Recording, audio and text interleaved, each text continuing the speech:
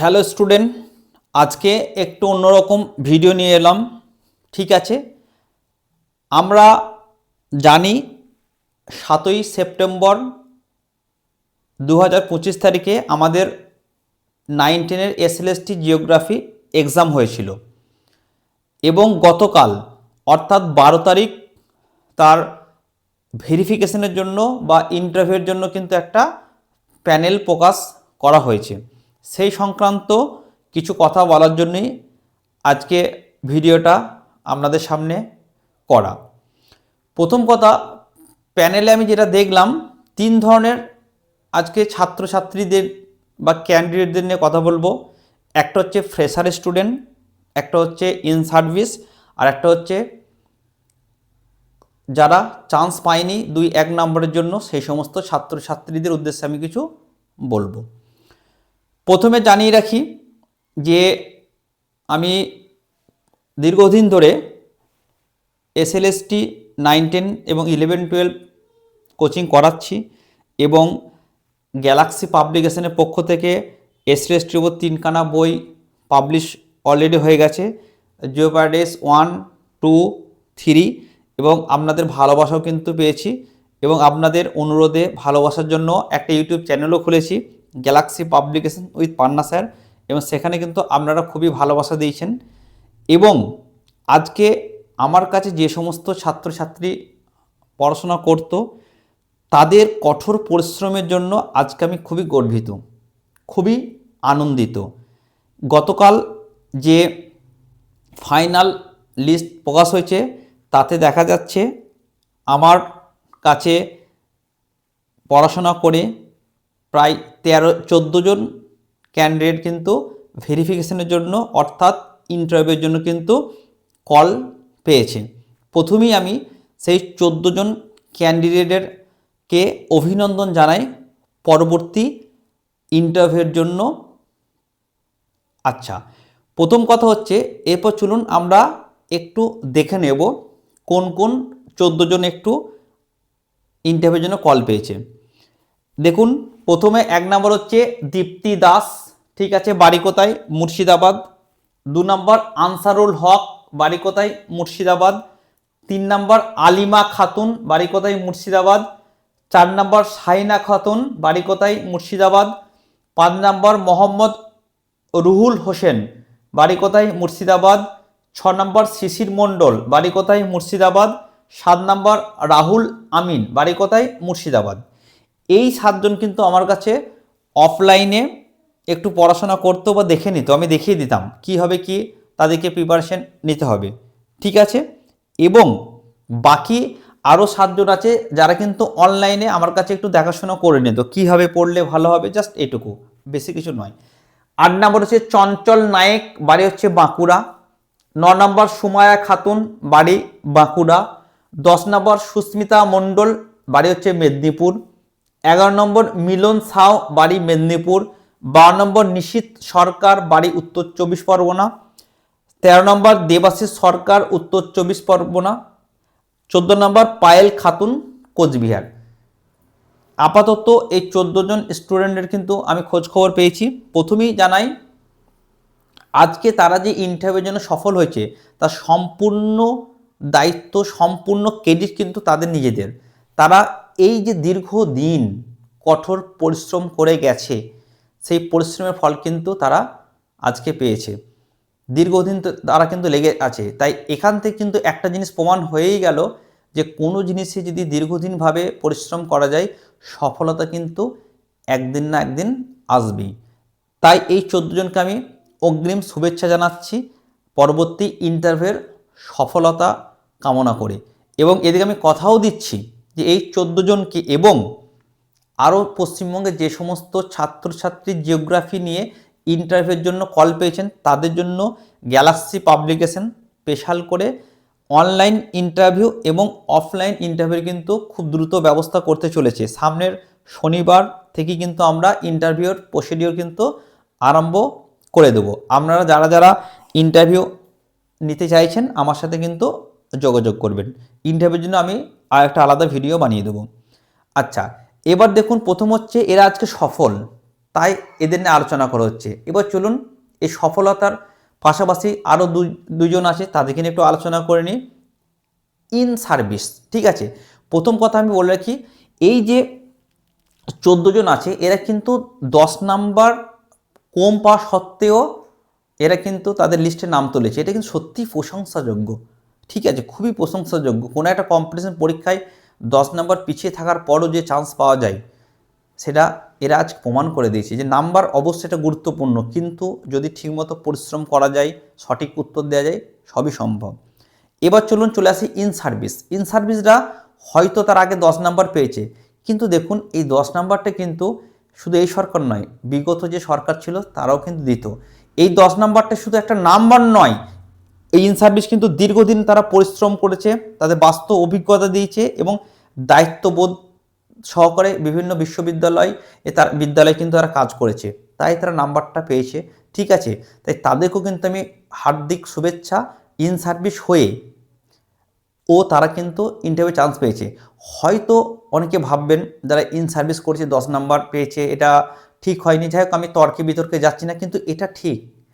একবার সার্ভিস পাওয়ার পরে সেই পড়াটাকে কিন্তু কন্টিনিউ রাখা কিন্তু খুবই চাপ। আমরা যারা সার্ভিস এখনও পাইনি তারা কিন্তু একটা খিদে থাকে, আমাকে চাকরি পেতেই হবে, কিছু না কিছু করতে হবে, তাই কিন্তু আমরা রেগুলার পড়াশোনা করেছি। কিন্তু যারা একবার সার্ভিস পেয়ে গেছে, সার্ভিস পাওয়ার পরে কিন্তু পড়াশোনা রেগুলার মেনটেন করা কিন্তু খুবই চাপ। আর এটা পরিষ্কার, রেগুলার পড়াশোনার মধ্যে না থাকলে কোনো পরীক্ষা কিন্তু ক্র্যাক করা যায় না। আমাদের সমাজে একটা কথা আছে যে হাতে যদি টাকা চলে আসে না একবার, তাহলে কিন্তু পড়াশোনা বা কোনো কাজে মন লাগে না, একটা টাকার প্রতি নেশা হয়ে যায়। আমরা একবার ভাবুন, যারা ইন সার্ভিস অলরেডি চাকরি করছে তারা কিন্তু একটা দীর্ঘদিনের সুস্থ স্বাভাবিক জীবনযাপন করছে, একটা নির্দিষ্ট পরিমাণ ইনকাম করছে, কারোর ফ্যামিলি হয়ে গেছে। এই সব পরও এই বাধা বিপত্তি কাটিয়েও কিন্তু তারা রেগুলার স্টাডি করেছে বলেই কিন্তু আজকে তারা চান্স পেয়েছে। অবশ্যই 10 নম্বর পেয়ে একটু বাড়তি সুবিধা পেয়েছে, কিন্তু এটাও তো ঠিক সমস্ত ইন সার্ভিস তো পাস করতে পারেনি।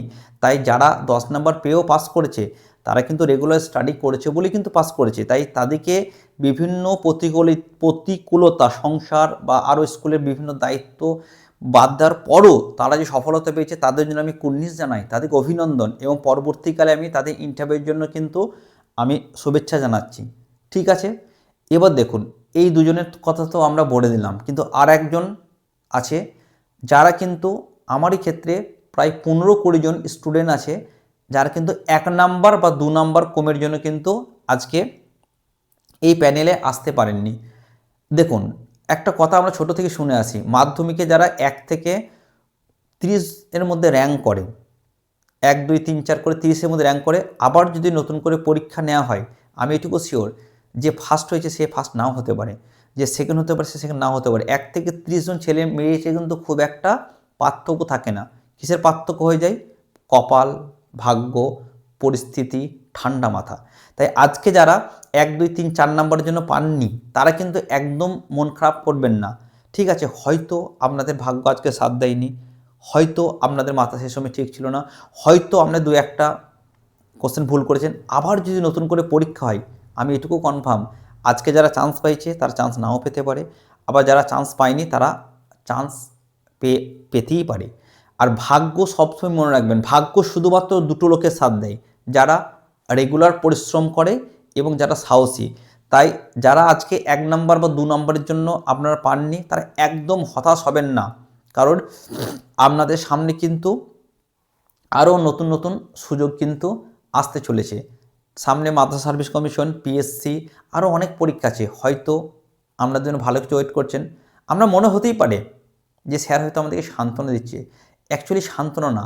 আপনি যদি বাস্তব কিছু উদাহরণ দেখেন তাহলে কিন্তু আপনারা বুঝতে পারবেন, ঠিক আছে। চলুন কয়েকটা বাস্তব উদাহরণ দিই।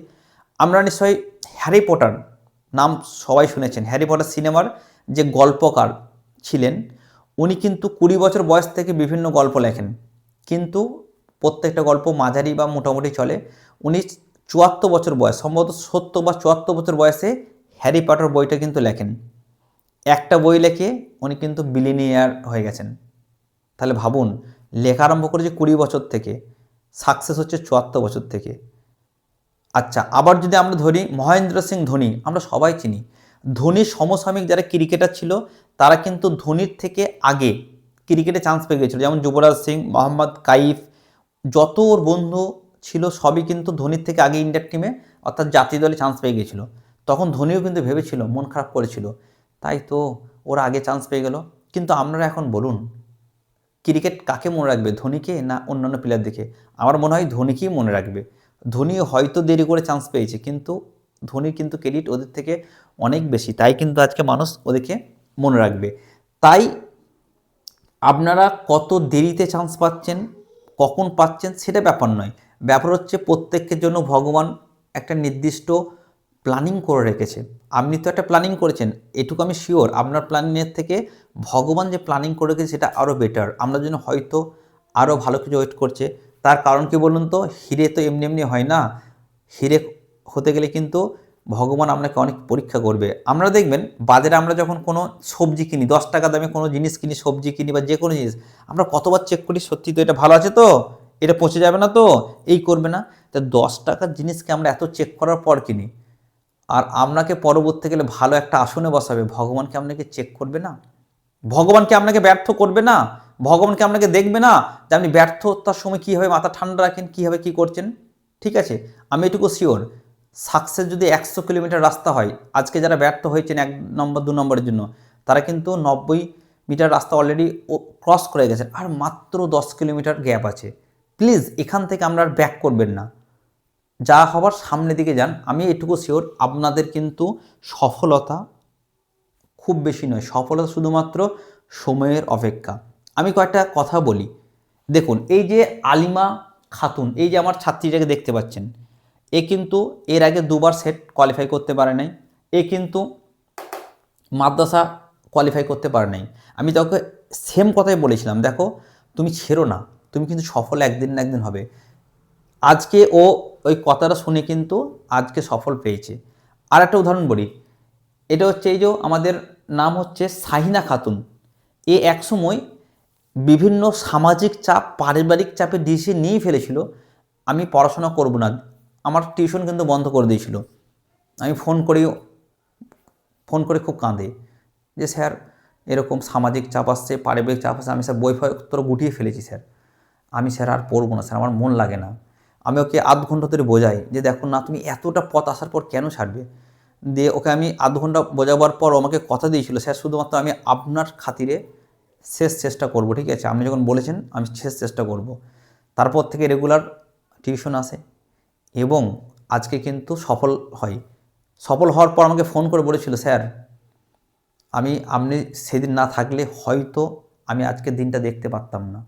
তাই এই যে আজকে আপনি এই সফল মানুষগুলোকে দেখছেন, আজকে যারা এই সফলতার দোরগোড়ায় পৌঁছে গেছে অনেকটা, এদের যদি ব্যাকগ্রাউন্ড আপনি চেক করেন, সে ব্যাকগ্রাউন্ডের মধ্যে কিন্তু অনেক ব্যর্থতা লুকিয়ে আছে। কিন্তু এরা কি করছে, সেই ব্যর্থতাটাকে মেনে নিয়ে সে ব্যর্থতা সব মাথা ঠান্ডা করেছে বলে কিন্তু আজকে সফলতাটা দেখতে পাচ্ছে। তা আজকে আপনারা যারা ব্যর্থ হয়েছেন, ভাববেন না আমরা দীর্ঘদিন ব্যর্থ হবেন, কারণ ব্যর্থতার পরই তো সফলতা আসে। তাই আপনারাও কিন্তু আজকে এই ব্যর্থর দিনে মাথা ঠান্ডা রাখুন এবং লেগে থাকুন। আমি এটুকু শিওর, সফলতা শুধুমাত্র আপনাদের সময়ের অপেক্ষা। আর একটা সিনেমা যখন দেখি আমরা, সিনেমায় তো কিছু দুঃখের সিন থাকবে, আর দুঃখের সিন অতিক্রম হলেই তো ভালো সিন হয়। ঠিক হয়তো যারা আজকে আপনারা ব্যর্থ হয়েছেন, আপনাদের জীবনে হয়তো দুঃখের সিন চলছে, এরপরই হয়তো আপনাদের সফলতা অপেক্ষা করছে। তাই আমি আবার একবার ইন সার্ভিস যারা আছেন, যারা ফ্রেশার আছেন, যারা ইন্টারভিউ চান্স পেয়েছেন, তাদেরকে বলবো আপনারা ইন্টারভিউয়ে সফলতার জন্য কঠোর পরিশ্রম করে যান এবং সফল হন, এই শুভকামনা করব। আর যারা আজকে ব্যর্থ হয়েছেন, এটা ব্যর্থতা হিসেবে দেখবেন না আপনারা, এটা আমরা ভাববেন যে এটাই হয়তো আমাদের পরবর্তী সফলতার সিঁড়ি।